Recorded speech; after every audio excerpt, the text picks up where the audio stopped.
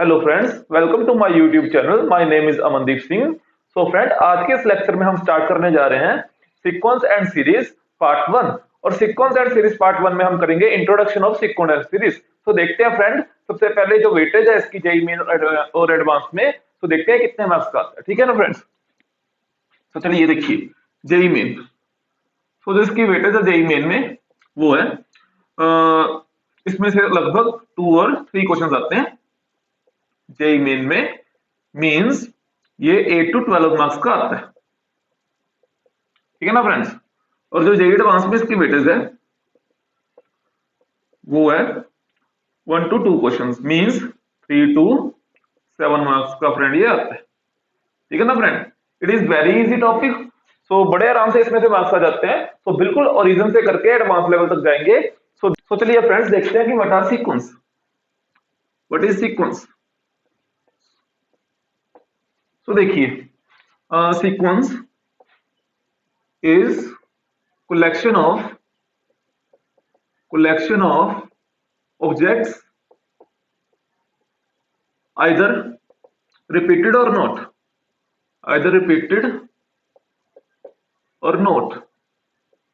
ठीक है ना? जो सीक्वेंस है बेसिकली ऑब्जेक्ट्स की कलेक्शन है। जो ऑब्जेक्ट हैं वो रिपीटेड भी कर सकते हैं और नहीं भी रिपीटेड कर सकते हैं। ठीक है ना? ठीक है। And maintaining order, and maintain their order, and maintain order. जो ऑर्डर है उनका वो मेंटेन रहना चाहिए। ऑर्डर का मतलब क्या है कि जैसे सपोज कर लो कि हम 1 to 10 सीक्वेंस लेते हैं। जैसे हम 1 to 10 नंबर की सीक्वेंस लेते हैं ना, 1 2 3 4 5 6 7 8 9 तक। ठीक है ना फ्रेंड? अब मैं इसको कैसे, अब मैं इसको ऐसे भी लिख सकता हूँ फ्रेंड्स, है ना? अब मैं इसको ऐसे भी लिख सकता हूँ 10 9 8 7 6 5 4 3 2 1। इसको फ्रेंड मैं ऐसे भी लिख सकता हूँ 1 5 10 2 3 समथिंग, जैसे मर्जी मैं इसको जो भी एलिमेंट बाद में रह गए मैं इसको ऐसे लिख सकता हूँ। ठीक है ना फ्रेंड्स?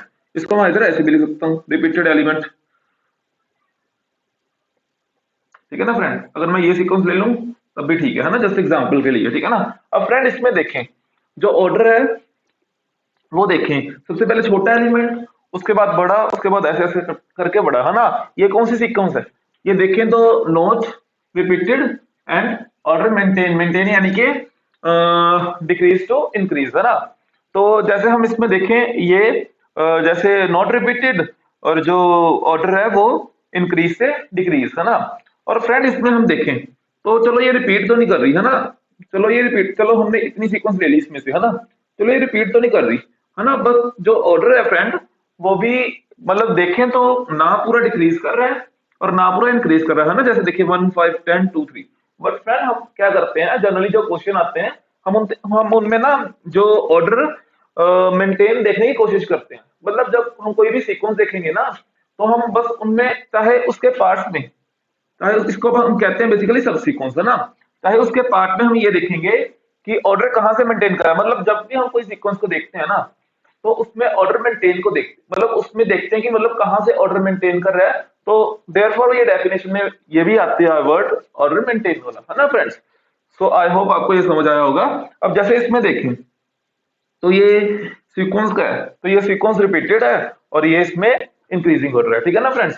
तो ये जो ऑर्डर मेंटेन और रिपीटेड वर्ड की ये डेफिनेशन थी। ठीक है ना फ्रेंड्स? सो चलिए आगे देखते हैं इसमें। अब फ्रेंड जो सीक्वेंस होती है ना वो 2 टाइप्स की होती है, फाइनाइट सीक्वेंस और इनफाइनाइट सीक्वेंस, है ना? सीक्वेंस हैविंग 2 टाइप्स, फाइनाइट और इनफाइनाइट। सिंपल सी बात है ना, इसमें मतलब कोई लॉजिक नहीं है, कोई कुछ नहीं है, बिल्कुल सिंपल सी बात है। क्या कि जो फाइनाइट सीक्वेंस होती है सिंपल, जनरली उसमें कोई फाइनाइट एलिमेंट्स होंगे, फाइनाइट नंबर ऑफ एलिमेंट्स होंगे, लाइक 1 2 3 4 5। हमने 5 एलिमेंट ले लिए, 5 are finite number, so it is finite sequence. ठीक है ना friend? This is finite sequence. ठीक है, अब इनफाइनाइट सीक्वेंस देखते हैं। जो इनफाइनाइट सीक्वेंस है वो देखो, इसमें इनफाइनाइट नंबर ऑफ एलिमेंट्स होंगे, जैसे 1 2 3 4 5 6, है ना? ठीक है ना? सीक्वेंस के एलिमेंट को हम कोमा से रिप्रेजेंट करते हैं। मतलब कोई भी जब हम एलिमेंट लिखेंगे उसको डिफरेंशिएट करने के लिए दूसरे एलिमेंट से कोमास बीच में डाल देंगे, ठीक है ना फ्रेंड। तो ये सिंपल सी बात है ना। तो आर कॉल्ड इनफाइनाइट सीक्वेंस, ठीक है। अब देखते हैं थोड़ा सा सीरीज के बारे में कि व्हाट आर सीरीज, है ना, व्हाट इज सीरीज। तो जो सीरीज है ना, बेसिकली जो सीरीज होती है वो क्या है, arrangement of the number of a sequence with a positive और नेगेटिव साइन, ठीक है ना। मतलब पॉजिटिव और नेगेटिव साइन से एक सीक्वेंस के एलिमेंट्स को अरेंज करना, उसको बोलते हैं सीरीज, ठीक है ना। जैसे इसकी थोड़ी सी डेफिनेशन लिखते हैं कि arrangement arrangement of elements of sequence with positive negative sign. For example जैसे ये एलिमेंट है ना, मैं इसको ऐसे अरेंज कर लूं, ठीक है। और ये क्या है, basically finite series, it is a finite series, ठीक है ना। जैसे ये वाले एलिमेंट है, मैं इसको ऐसे रिप्रेजेंट कर लूं, चाहे इसको नेगेटिव में लिख के मैं रिप्रेजेंट कर लूं, मतलब या आइदर पॉजिटिव और आइदर नेगेटिव, ठीक है ना।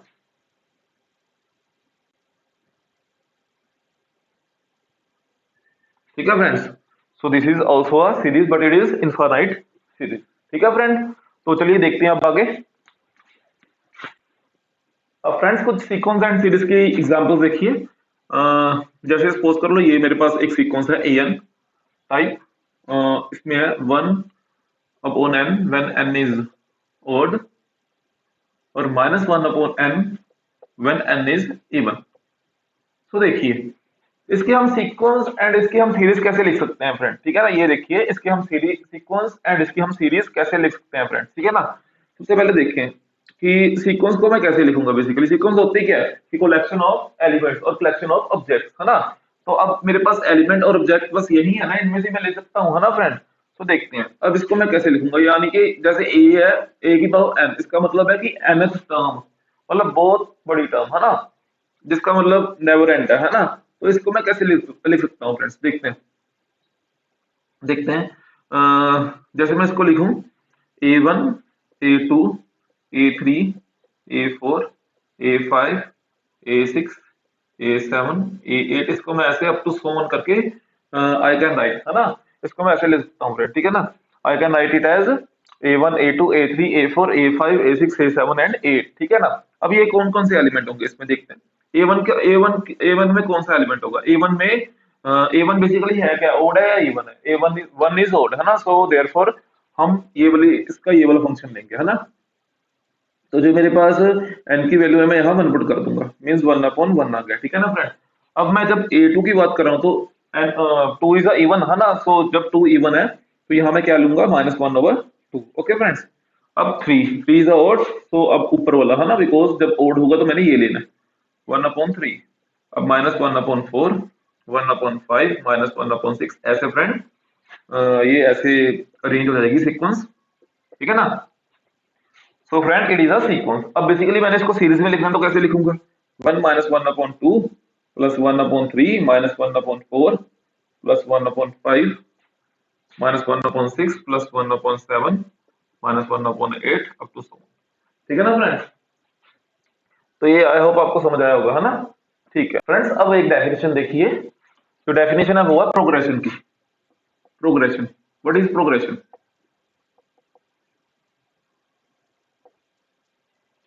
हाँ, so what are progression? So progression means certain order,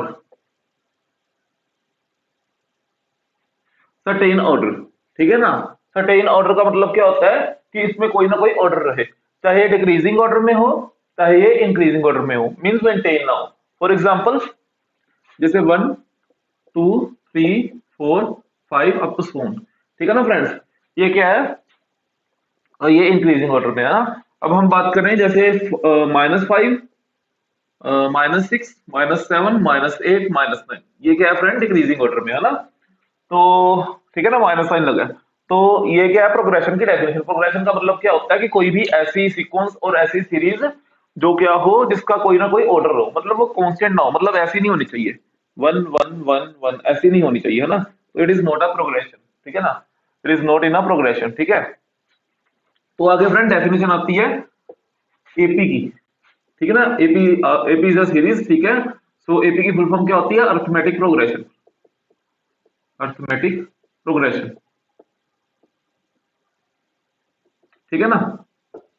तो अरिथमेटिक प्रोग्रेशन फ्रेंड दो वर्ड से बना है, अरिथमेटिक एंड प्रोग्रेशन। इसका मीनिंग क्या है? प्रोग्रेशन का मीनिंग क्या है कि सर्टेन ऑर्डर मींस ऐसी कोई सीक्वेंस जिसका कोई ना कोई ऑर्डर होना चाहिए, ठीक है ना। अरिथमेटिक का फ्रेंड मतलब क्या है? अरिथमेटिक का देखें तो मैथमेटिक्स में कुछ और मतलब होता है, बट इस सीरीज में क्या मतलब है अरिथमेटिक प्रोग्रेशन का? इसका मतलब है कि एक ऐसी सीरीज होनी चाहिए, एक ऐसी डिक्रीजिंग और इंक्रीजिंग ऑर्डर की सीरीज होनी चाहिए जिसमें जो एलिमेंट्स के बीच का डिफरेंस हो ना वो फिक्स हो, जिसमें जो एलिमेंट्स के बीच का डिफरेंस हो ना वो फिक्स हो, है ना। इसका मतलब कोई ऐसी सीरीज होनी चाहिए, है ना। A series, a certain order series, a certain order series having element difference, element difference are fixed, are fixed, ठीक है ना। For example, for example, for example 1 3 5 7 9, ठीक है ना फ्रेंड। इसमें जो इसका ऑर्डर है वो इंक्रीजिंग ऑर्डर है, मतलब इंक्रीज करी जा रही है ना सीरीज। और क्लियरली इसका डिफरेंस क्या है? इसके बीच में डिफरेंस क्या है? 3 - 1 2। इसके बीच में डिफरेंस क्या है? 5 - 3 2। इसके बीच में डिफरेंस 2, इसके बीच में डिफरेंस 2, मतलब डिफरेंस इज फिक्स, ठीक है ना फ्रेंड। सो ये it is a AP series, ठीक है। अब जो इस डिफरेंस को मैं कहता हूँ, आपने फ्रेंड ये छोटी क्लासेस में पढ़ी है, 10th क्लास से आप पढ़ते आ रहे हो, बल्कि आपने +1 में भी ये पढ़ी हुई है ना फ्रेंड। तो ठीक है, इसको मैं कहता क्या हूँ? इसको मैं कहता हूँ कॉमन डिफरेंस, कॉमन डिफरेंस, ठीक है ना। इस फिक्स डिफरेंस को मैं कहता हूँ common difference. Fix means common, है ना। तो इसको मैं डी से रिप्रेजेंट करता हूँ, इसको मैं डी से रिप्रेजेंट करता हूँ, ठीक है फ्रेंड्स। इसको मैं डी से रिप्रेजेंट करता हूँ, ठीक है। अब देखिए कुछ आगे। अब फ्रेंड्स थोड़ा सा एपी सीरीज के बारे में पढ़ते हैं। अब एपी सीरीज है क्या? बेसिकली एपी सीरीज एक ऐसी सीरीज है जिसका सर्टेन ऑर्डर हो और इसका डिफरेंस क्या हो? फिक्स हो, ठीक है ना। It is known as AP series, for example this, ठीक है फ्रेंड्स। अब देखते हैं, जैसे हमने ये देखा कि इसका कॉमन डिफरेंस क्या हो? सेम हो। अब जैसे फ्रेंड्स एपी सीरीज के मैं एलिमेंट को कैसे रिप्रेजेंट कर सकता हूँ? अभी के लिए मैं एलिमेंट को ऐसे रिप्रेजेंट करूंगा ना कि A1 A2 A3 A4 A5 A6, ऐसे ऐसे करके मैं इसके एलिमेंट को लिख सकता हूँ फ्रेंड्स, है ना। अब A1 को मैं कैसे लिखूंगा? A1 को फ्रेंड मैं सिंपली A नेम दे दूंगा, ठीक है ना। वेयर A इज अ, इसको मैं जनरली देखूं तो इसको मैं फर्स्ट टर्म का नेम भी दे देता हूँ, इसको मैं फर्स्ट टर्म का नेम भी दे देता हूँ फ्रेंड, ठीक है ना। और जब मैं A2 देखूं, A2 में बेसिकली है क्या? जो मेरा सेकंड एलिमेंट है, ठीक है ना, वो मेरे फर्स्ट एलिमेंट से D ज्यादा है ना। जो मेरा सेकंड एलिमेंट है वो मेरे फर्स्ट एलिमेंट से जो इसका कॉमन डिफरेंस है उतना ज्यादा है, ठीक है फ्रेंड्स। कैसे? ये देखिए, जो मेरा सेकंड एलिमेंट है, ठीक है ना, जो मेरा 3 है, वो फर्स्ट एलिमेंट से कितना ज्यादा है? जो इसका डी है, डी कितना है? कॉमन डिफरेंस उतना ज्यादा है ना, ठीक है ना। और जो मेरा थर्ड एलिमेंट है वो फर्स्ट एलिमेंट से कितना ज्यादा है? 2 इंटू कॉमन डिफरेंस, ठीक है ना फ्रेंड, यानी कि 5, ठीक है। जो मेरा अगला एलिमेंट है वो मेरे फर्स्ट एलिमेंट से कितना ज्यादा है? 1 प्लस 3 इंटू 2, मतलब 1 प्लस कॉमन डिफरेंस, यानी कि देखें तो ये 7, ठीक है ना फ्रेंड्स। ठीक है, आपको क्लियर हो रहा है? ठीक है, यानी कि जो मेरा सेकंड एलिमेंट है वो कितना ज्यादा है? फर्स्ट एलिमेंट से डी ज्यादा है ना। डी यानी कि कोई भी इसका कॉमन डिफरेंस होगा, ठीक है ना। तो जो मेरा थर्ड एलिमेंट है वो कितना ज्यादा है? ए प्लस डी, है ना। मतलब जो मेरे A2 एलिमेंट से कितना ज्यादा है? A3। अब मेरा जो A3 एलिमेंट है वो A2 एलिमेंट से कितना ज्यादा है? वो A2 एलिमेंट से डी ज्यादा है ना। अब A2 एलिमेंट किसके इक्वल है? A2 एलिमेंट है A प्लस डी के इक्वल, है ना। A2 एलिमेंट की जगह मैं क्या लिख दूं? A प्लस डी ना। ठीक है, अब डी एक और आ गया, है ना। तो यानी कि कितना आ गया? ये A प्लस टू डी आ गया ना। ये कितना आ गया फ्रेंड्स? A+2D आ गया ना। तो ये तो कॉमन बात ही आपको, मुझे पता ही आपको पता होगा, है ना। तो अब A4, अब A4 को मैं कैसे लिखूंगा? A4 is equal to A+3D, है ना। तो ऐसे ऐसे करके ये सीरीज रिप्रेजेंट हो जाएगी, ठीक है ना फ्रेंड। और ये सीरीज कैसे रिप्रेजेंट होगी? A, A+D, A+2D, A+3D, ऐसे करके फ्रेंड मैं इसको लिख दूंगा, ठीक है ना। ऐसे करके मैं एपी सीरीज को रिप्रेजेंट कर दूंगा, इसको मैं ऐसे करके लिख दूंगा, ठीक है ना फ्रेंड, फिर A is my first term and A plus B are my second term, third term, fourth term. ठीक है ना। तो फ्रेंड ये मेरी फर्स्ट टर्म है, ये मेरी सेकंड है, ये मेरी थर्ड है और ये मेरी फोर्थ है। ठीक है ना फ्रेंड। अब जनरली मैं देखूं मेरी सेकंड टर्म किसके इक्वल है, ए प्लस वन डी। ठीक है। मेरी जो थर्ड टर्म है वो किसके इक्वल है, ए प्लस टू डी। अब मेरी ए फोर्थ टर्म किसके इक्वल है, ए प्लस थ्री डी। ठीक है ना फ्रेंड। अब सपोज करता हूं मैं एक जनरल टर्म निकालता हूं, है ना, एक मैं जनरल टर्म निकालता हूं, जनरल यानी कि nth टर्म। ठीक है ना फ्रेंड। अब मैं ये नोट कर रहा हूं कि सपोज करो मेरी n टर्म एक यहाँ है ना, मुझे मतलब n टर्म मेरी बहुत लार्ज टर्म है। ठीक है ना, वो मेरी यहाँ है और मुझे उसकी वैल्यू निकालनी है कितनी है ना। अब मैं जब देख रहा हूँ कि जब मैं यहाँ थ्री लिख रहा हूँ तो मेरी यहाँ जो वैल्यू आ रही है टू आ रही है, जब मैं यहाँ फोर लिख रहा हूँ तो मेरी यहाँ वैल्यू कितनी आ रही है, थ्री आ रही है, मतलब एक कम आ रही है। अब फ्रेंड्स ए जो ए एन की वैल्यू होगी वो किसके इक्वल होगी, A plus N minus one D के इक्वल होगी, है ना, बिकॉज इससे एक कम। तो ये मेरी nth टर्म हो जाएगी। ठीक है ना। और फिर आपने nth टर्म का फॉर्मूला नोट कर लेना कि nth टर्म जो मेरी है वो किसके इक्वल है, A plus N minus one D के इक्वल। ठीक है ना। nth टर्म मींस सीक्वेंस चलती जा रही है, एक मतलब ऐसे कोई भी मैंने टर्म उठा ली, चाहे मैं ए फोर की सीधा बात कर लूं चाहे ए फाइव की बात कर लूं, तो ये इसके इक्वल है। ठीक है ना फ्रेंड, ये आई होप आपको समझ आया होगा। तो बिल्कुल इजी है, ये आपको आता भी होगा। ठीक है ना फ्रेंड। ठीक है। तो चलिए इसको चलिए अब आगे देखते हैं। नाउ फ्रेंड कुछ और डेफिनेशन देखते हैं। एक तो है कि sum of nth term in AP series, in AP series. ठीक है ना। तो जैसे फ्रेंड अब हम देखें, जैसे मेरे पास कुछ टर्म्स थी एपी सीरीज की, जब मैं उसको सीरीज में लिख लूं, मतलब जब मैं उसमें प्लस और माइनस का साइन डालूं सीरीज में, मैं इसको लिख लूं तो A one A two A three up to so on A N type means nth term की मैंने एक सीरीज बना ली, एन टर्म्स की मैंने एक सीरीज बना ली। ठीक है ना फ्रेंड। ठीक है, मैंने एन टर्म्स की एक सीरीज बना ली। अब मैंने फ्रेंड ये फाइंड करना है कि इसका पहले मैंने जो nth टर्म में पहले मैंने जब ए एन फाइंड किया था, मैंने इसका ये फाइंड किया था कि जो मेरी सीक्वेंस है मैं उसमें से कोई भी एक टर्म उठा के उससे पूछूं कि तेरी वैल्यू क्या है ना, तो वो मुझे बताएगा कि मेरी value A plus N minus one D है ना। अब मैंने क्या करना है, अब मैंने कोई भी एक टर्म यहाँ से उठा लेनी, चाहे मैं जैसे सपोज कर लो मैंने ए एन को उठा लिया है ना। अब मैं उससे ये पूछूंगा कि तेरे मतलब तेरे से लेके जो तेरे पीछे वाले एलिमेंट तक का सम, मींस जहां तो खड़ा हुआ है ना, और वहां से जो तेरे पीछे एलिमेंट है वहां तक का सम कितना होगा। ठीक है ना फ्रेंड, मींस ये सारा सम कितना होगा, है ना। तो इसकी वैल्यू आपने सीखी हुई है 10th क्लास में, इसकी वैल्यू किसके इक्वल होती है, n by two two A plus N minus one D. ठीक है ना friends, n by two A plus N minus one D. ठीक है ना फ्रेंड। अब इसका जो प्रूफ करके फ्रेंड मैं टाइम पास नहीं करना चाहूंगा, बिकॉज ये इजी सा रिजल्ट है। प्रूफ हम इसलिए करते हैं ताकि आपको रिजल्ट याद रहे। ठीक है ना फ्रेंड, जेई एडवांस और जेई मेन में इस प्रूफ का कोई है नहीं, है ना लिंक, तो आपको ये याद है। ठीक है। ठीक है, अब देखते हैं इसको फ्रेंड मैं और कैसे लिख सकता हूँ। I can return as A A plus N minus one D. ठीक है, तो इसको अब मैं कैसे लिखूंगा, ये देखो, मतलब ए को मैंने ब्रेक कर दिया ए प्लस ए करके। ठीक है ना। अब A plus N minus one A plus N minus one D को मैं कैसे लिखूं, है ना, इसको मैं जनरली लिख दूं ए एन। ठीक है ना फ्रेंड, ए एन। तो इसका एक फॉर्मूला और क्या बन गया एस एन का, N by two A plus A N. ठीक है, इसके दो फॉर्मूले बेसिकली बन गए, एक तो बन गया S N is equal to N by two A plus N minus one D, और एक बन गया S N is equal to N by two A plus A N. ठीक है ना फ्रेंड, इसके दो फॉर्मूले बन गए, है ना। तो चलिए देखते हैं आगे। अब फ्रेंड हम बात करेंगे ए एम की। ए एम है क्या where, arithmetic mean, arithmetic mean. ठीक है, arithmetic mean.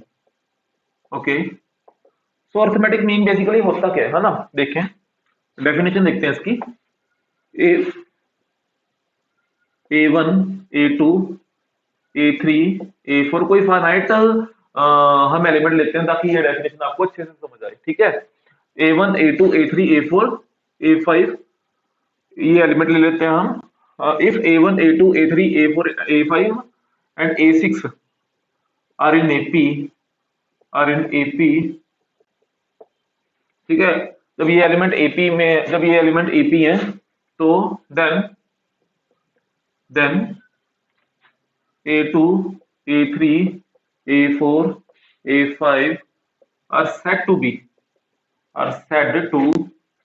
be AM of AM between A1 and A6, AM between A1 and A6, ठीक है ना फ्रेंड। जब मेरे A1, A2, A3, A4, A5 and A6 AP में हो, तो मैं जो ये बीच वाले जो सेंटर वाले एलिमेंट है ना, वो बाउंड्री वाले एलिमेंट के बीच में क्या होंगे, AM बनाएंगे, है ना। जो मेरे सेंटर वाले एलिमेंट है वो बाउंड्री वाले एलिमेंट यानी कि A1 और A6 के बीच में क्या बनाएंगे फ्रेंड, AM बनाएंगे, ठीक है ना। तो ये डेफिनेशन है मेरी AM की, ठीक है। जो सेंटर जब कोई भी 6 नंबर AP में हो या कोई भी जितने नंबर कोई भी फाइनाइट मैनी नंबर AP, मतलब उसका बाउंड्री तो चाहिए, है ना। बाउंड्री चाहिए मींस मैं फाइनाइट मैनी नंबर्स यूज करूंगा, ठीक है ना। जब मेरे कोई भी फाइनाइट मैनी नंबर्स हो तो जो सेंटर वाले एलिमेंट्स होंगे वो दो एलिमेंट्स के बीच में क्या होंगे, AM बनाएंगे, ठीक है ना। ठीक है, अब इसके बेस में एक नोट नोट कि sum of AM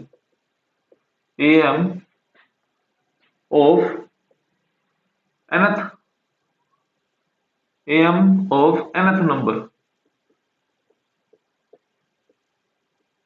between A and B are जैसे पहले पहले मैं आपको एक बार बता देता हूँ ना। जैसे सपोज करो कि मेरे पास एक ऐसी AP सीक्वेंस है, A1, A2, A3 up to सोन, मेरे पास AN समथिंग फाइनाइट नंबर है और B मेरे पास एक A और B मेरे पास दो बाउंड्री के नंबर है ना। अब इनका सम ये एक AM बना रहा है ना, A1, A2, A3 और AN are AM between A and B, ठीक है ना friend, clearly because these are in AP।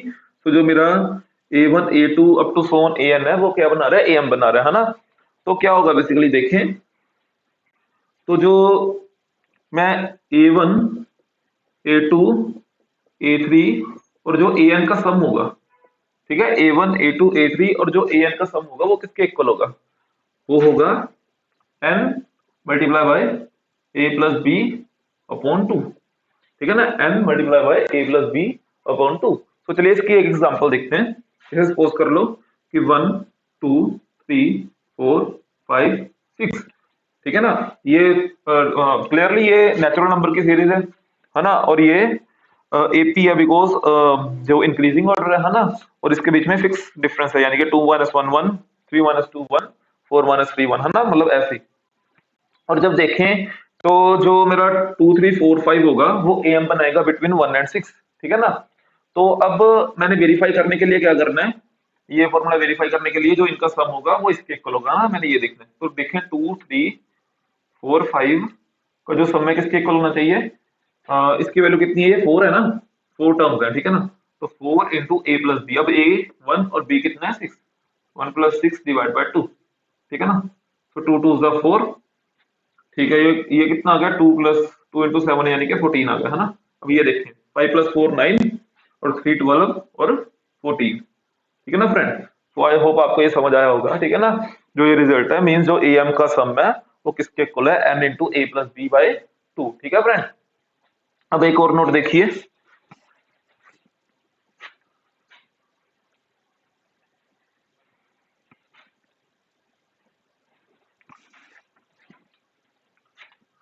Note second.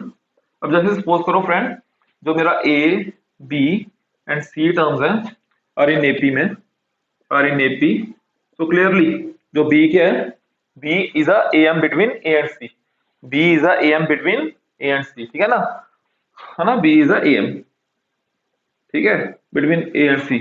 अब देखें जब हम AP का फॉर्मूला लगाएंगे, AP का फॉर्मूला क्या होता है, बेसिकली जो कॉमन डिफरेंस होता है वो क्या होता है, सेम रहता है ना। तो लेट अस सपोज कि इसके बीच का कॉमन डिफरेंस D1 है और इसके बीच का कॉमन डिफरेंस क्या है, D2 है, ठीक है ना। तो डेफिनेटली जो AP की सीरीज के according D1 is equal to D2 होना चाहिए, है ना। और जो अब D1 की वैल्यू क्या है, B माइनस है ना, मतलब A2 minus A1, difference between two means B minus A, ठीक है ना। अब D2 की वैल्यू क्या है, C माइनस B, ठीक है ना। अब मैं B को एक तरफ ले गया means 2B is equal to A plus C, means जो B की वैल्यू आ गई कितनी आ गई, A प्लस C बाय 2 आ गई, ठीक है ना फ्रेंड्स। जो B की वैल्यू आ गई कितनी आ गई, A प्लस C बाय 2। मतलब जब जो मेरा AM होगा, है ना, तो वो दो बाउंड्री के एलिमेंट्स के अपॉन टू, मतलब उसके डिवाइड में टू होगा, ठीक है ना। मतलब यही एक तरह का रिजल्ट आ गया।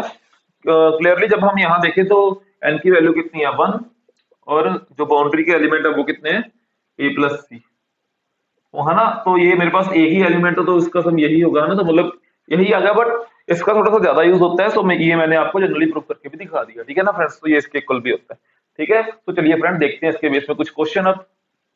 हाँ तो फ्रेंड्स देखिए एक क्वेश्चन है कि find the term of the sequence 25 22 mix fraction है ये 1/4 22 1/2 18 1/4 comma which is smallest positive number. मतलब ये सीक्वेंस में से कौन सा नंबर स्मॉलेस्ट पॉजिटिव नंबर होगा, मतलब कौन से n के लिए जो इसकी वैल्यू होगी स्मॉलेस्ट होगी, है ना, स्मॉलेस्ट पॉजिटिव होगी। सो ऑप्शन 1 इज 10, जो n की वैल्यू है 10, और जो सेकंड वैल्यू है 12, जो थर्ड वैल्यू है 13, और जो फोर्थ वैल्यू है 14। तो चलिए फ्रेंड देखते हैं इसको कैसे सॉल्व करना है। जैसे सीक्वेंस है मेरे पास एक 25 22 1/4 20 1/2 और जो है 18 1/4, ठीक है। तो what is the smallest positive number, तो सबसे पहले हम देखते हैं, ठीक है। तो सबसे पहले हम देखते हैं कि इसको थोड़ा सा सिंपल फ्रैक्शन में कर लेते हैं। तो ये होगा 88 प्लस 1 यानी कि 89/4, ठीक है ना। तो ये होगा 41/2 सॉरी, तो ये होगा 73/4, ठीक है ना। तो ये मेरे पास कुछ टर्म्स आ गई। अब जो मेरे पास a की वैल्यू है वो कितनी है 25 है, और मेरे पास b की वैल्यू कितनी है 89/4 माइनस 25 मीन्स ये आ गया 100 मीन्स माइनस 11/4, ठीक है ना। अब फ्रेंड देखिए मैंने बेसिकली निकालना क्या है, मैंने एक ऐसी an की वैल्यू निकालनी है जिसके लिए जो वैल्यू है स्मॉलेस्ट पॉजिटिव आए। स्मॉलेस्ट पॉजिटिव मीन्स जब मैं उसके बाद कोई भी वैल्यू निकालूं, जब मैं सपोज कर लो इसके बाद मैं an+1 टाइप की वैल्यू निकालूं तो वो नेगेटिव आए, मैंने ये फाइंड करना है ना। तो मैंने एक ऐसा n फाइंड करना है कि जिसके लिए जो वैल्यू है स्मॉलेस्ट पॉजिटिव आए। तो देखिए मैं कैसे फाइंड करूंगा, है ना। तो इसके लिए डेफिनेटली मैं an फाइंड करूंगा ना, डेफिनेटली इसके लिए मैं an फाइंड करूंगा। तो देखिए सबसे पहले an, अब n की वैल्यू तो मुझे पता नहीं है ना, तो n को मैं n ही मान लेता हूँ, तो मींस a प्लस n-1d। अब a की वैल्यू है 25 प्लस n-1, इसकी वैल्यू कितनी है -11/4। अब थोड़ा सा इसको सॉल्व करते हैं, ये आ गया 25 माइनस 11n प्लस 11/4। अब देखते हैं इसकी वैल्यू आ गई 11, ये आ गया 100 और ये आ गया 114 11n an, है ना, ठीक है friend. Now friend what I find, है ना, मैं क्या फाइंड करना चाहता हूँ ना, what should I find, I find कि जो इसमें वैल्यूज हैं वो पॉजिटिव आए, स्मॉलेस्ट पॉजिटिव आए, है ना। तो स्मॉलेस्ट पॉजिटिव के लिए an should be greater than 0, n should be greater than 0, so it means it should be equal to 111/4 और 11 by n must be greater than 0, है ना, it must be greater than 0। ये 11/4 था और ये n था यहाँ, है ना, ठीक है, ऐसा था फ्रेंड ये, ठीक है। अब ये ऐसा आ गया, ठीक है ना, मीन्स 11n/4, तो 11 और ये कैंसिल हो गया, नहीं ये कैंसिल नहीं हुआ, ठीक है ना। तो ये कितना आ गया फ्रेंड, ये 4 से 4 कैंसिल हो गया। अब जो 111/11 n की वैल्यू है वो 11/111 यानी कि ये आ गया 10 पॉइंट, सॉरी हाँ 10 पॉइंट समथिंग 0 पॉइंट, मतलब 10 से ऊपर 0 पॉइंट कोई नॉन जीरो टर्म है ना। तो जब इसको एग्जैक्ट डिवाइड कर लेंगे 11 मीन्स ये आ गया 1 0 और 10 पॉइंट, इसको 0 पॉइंट, ये आ गया 09, ठीक है ना। तो 10.09 समथिंग, तो जो n की वैल्यू होगी वो 10.09 से कम होगी, ठीक है ना।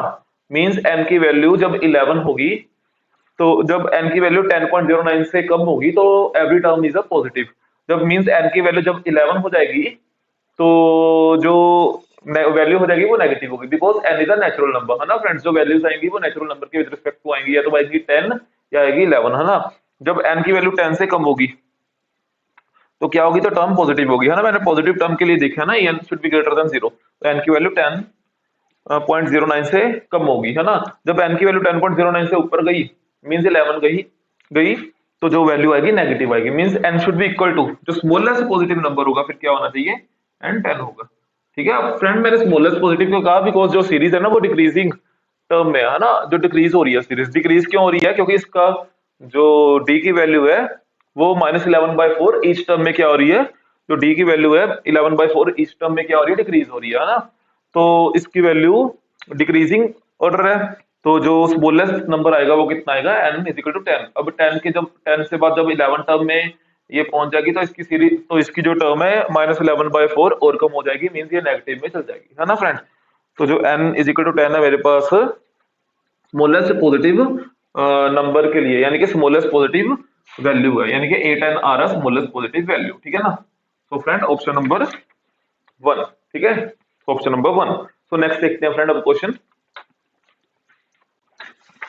बाद जब 4 नंबर्स आर इन एपी हो, जब 4 नंबर आर इन एपी उन्होंने कहा हो, तो हम क्या मानते हैं, a minus 3d, a minus d, a plus d, a plus 3d।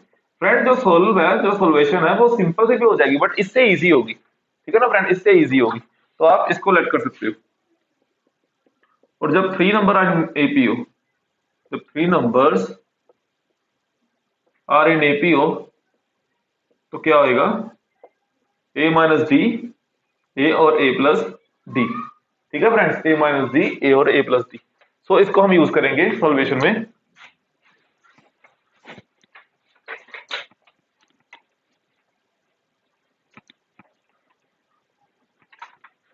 अब हमें फ्रेंड गिवन है कि जो सम ऑफ द नंबर है वो है 25। अब सम, इन सभी नंबर का सम 5 टर्म्स हमें गिवन है, ठीक है ना। इन सभी नंबर्स का सम कितना है, इन सभी नंबर का सम है 25। सो a minus 2d, a minus d, a plus d और a प्लस 2d, ये कितना गिवन है, 25 गिवन है, ठीक है ना फ्रेंड्स, ये 25 गिवन है। अब देखें कि ये माइनस d और माइनस d 2d ये कैंसिल हो गया, अब 5 किसके इक्वल आ गया, 25 आ गया, यानी कि a की वैल्यू कितनी आ गई, 5 आ गई, ठीक है friend. It is very simple, है ना, ये बड़े सिंपल तरीके से हो गया, अदरवाइज आपको बहुत लंबी कैलकुलेशन करनी पड़नी थी, ठीक है ना। सो a, जब आप a plus d, a plus 2d ऐसे मानते तो आपको काफी लंबी कैलकुलेशन करनी पड़नी थी अपने a की वैल्यू निकालने के लिए, है ना। सो a इज इक्वल टू 5 आ गया, ठीक है ना। अब जो मुझे प्रोडक्ट गिवन है, मुझे प्रोडक्ट कितना गिवन है, प्रोडक्ट मुझे गिवन है, प्रोडक्ट मुझे गिवन है 2520, ठीक है ना फ्रेंड। अब उसके बाद if one of these 5 number is -1/2, if one of these 5 number is -1/2, कहते हैं कि इनमें से एक नंबर कितना है, -1/2 है। इनमें से एक नंबर, कोई भी आप एक नंबर उठा लो, वो एक नंबर कितना, -1/2 है ना। अब ये a तो 5 आ गया, मींस a तो -1/2 आ नहीं सकता, बाकी और कोई भी नंबर उठा लो आप, वो कहते हैं कि -1/2 है ना। If one of this number 5 number is 1/2, -1/2, यानी कि मैंने a माइनस डी उठा लिया, तो वो कितना आया, -1/2 आया, ठीक है। अब a की वैल्यू कितनी है, 5 है, ठीक है। तो यहां जाके ये कितना हो गया, 1/2 हो गया। अब d की वैल्यू कितनी आ गई, 11/2 आ गई, ठीक है। जो d की वैल्यू आ गई वो कितनी आ गई, 11/2 आ गई। अब मैंने निकालना क्या है, मैंने इसमें से सभी, मतलब इसमें से ग्रेटेस्ट वैल्यू निकालनी। ग्रेटेस्ट वैल्यू फ्रेंड कौन सी हो सकती है, ग्रेटेस्ट वैल्यू देखें कौन सी हो सकती है, डेफिनेटली दोनों वैल्यू पॉजिटिव है, डेफिनेटली दोनों वैल्यू पॉजिटिव है। सो ग्रेटेस्ट वैल्यू डेफिनेटली लास्ट वाली होगी ना। जब दोनों वैल्यू नेगेटिव होती है, नेगेटिव या पॉजिटिव होती, तो तब हम पुट करके देखते कि कौन सी वैल्यू ग्रेटेस्ट है, तब हम बीच में पुट करके देखते हैं। अब दोनों वैल्यूज क्या है, पॉजिटिव है, तो डेफिनेटली ग्रेटेस्ट क्या होगी, है ना, लास्ट वाली होगी ना, विच क्लियरली मतलब इट इज ग्रेटेस्ट, है ना, देन अमंग। तो देखें a की वैल्यू कितनी है, 5 है, और d की वैल्यू कितनी है, 11/2 है, मींस 2 और 2 कैंसिल, मींस 5 प्लस 11 कितना आ गया, 16 आ गया, ठीक है ना। तो फ्रेंड ऑप्शन इज थर्ड, ठीक है, so option is third.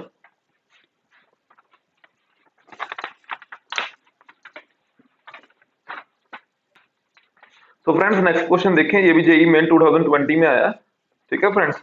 If 10th term of an AP is 1/20 and it's 20th term is 1/10, then sum of its first 200 term is, 5 1/4, 100 1/2, 50 और 100, ठीक है ना। देखिए फ्रेंड कितना इजी क्वेश्चन है कि हमें 10th टर्म गिवन है और 20th टर्म भी हमें गिवन है, हमें एस से 200 पूछा है। इतना इजी सम है ना, ये तो हमने 10th क्लास में भी किया था ऐसा सम, तो मतलब बहुत इजी सम है ये तो। फ्रेंड ईच शिफ्ट में ऐसा क्वेश्चन आया, मतलब चाहे हम 2020 की बात कर ले चाहे 2019 की बात कर ले, मतलब ईच शिफ्ट में एपी से क्वेश्चन आया और बिल्कुल इजी क्वेश्चन है, ठीक है ना फ्रेंड। तो मैंने इसमें से कुछ क्वेश्चन उठाए हैं, तो जो बाकी के क्वेश्चन है आपने खुद सॉल्व करने हैं और कोई पूछनी है, ठीक है फ्रेंड्स। के इक्वल है 1/20 के इक्वल है, जो ए 20 की वैल्यू किसके इक्वल है, 1/10 के इक्वल है। अब ए 10 को मैं कैसे लिखूंगा, ए 10 को मैं यहाँ लिखूंगा a + 90 इज इक्वल टू 1/20।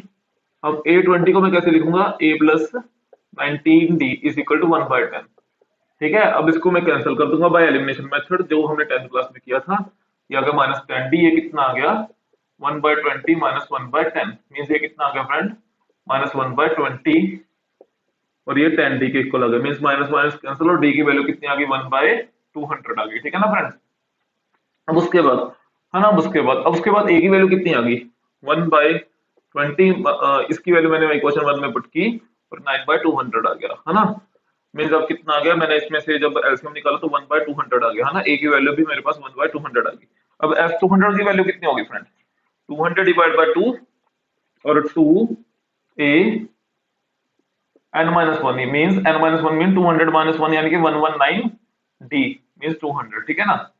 तो जो वैल्यू आई मेरे पास 100 इंटू 2 + 199 मींस 2 + 199 कितना होता है 201 डिवाइड बाय 200, मींस ये कैंसिल और वैल्यू कितनी आ गई 201 डिवाइड बाय 2, ठीक है फ्रेंड। अब ऑप्शन देखें तो क्लियरली फ्रेंड जो सेकंड ऑप्शन में देखें ये एक्सप्रेशन में हमें गिवन है 100 1/2, ठीक है ना। अब इसको जब मल्टीप्लाई करके ये किसके इक्वल आकर मल्टीप्लाई करेंगे 2 से 100 को 200 + 1 यानी कि 201 डिवाइड बाय 2, मींस जो ऑप्शन है वो ऑप्शन बी आ रहा है, ठीक है ना फ्रेंड। जो ऑप्शन है वो ऑप्शन बी आ रहा है। तो इतने इजी क्वेश्चन है फ्रेंड, है ना। बिल्कुल इजी क्वेश्चन, बिल्कुल बेसिक क्वेश्चन, 10th क्लास वाला क्वेश्चन, ऐसे क्वेश्चन पूछे जा रहे हैं जेईई मेन में, ठीक है ना। तो एवरी ईयर ऐसा मतलब एक इजी सा क्वेश्चन आता है। तो आई होप फ्रेंड आपको समझ आया होगा, ठीक है। तो अगली हम वीडियो में देखेंगे ज्योमेट्रिक सीरीज के बारे में और कुछ एटम सीरीज के बारे में, ठीक है फ्रेंड्स। तो थैंक यू।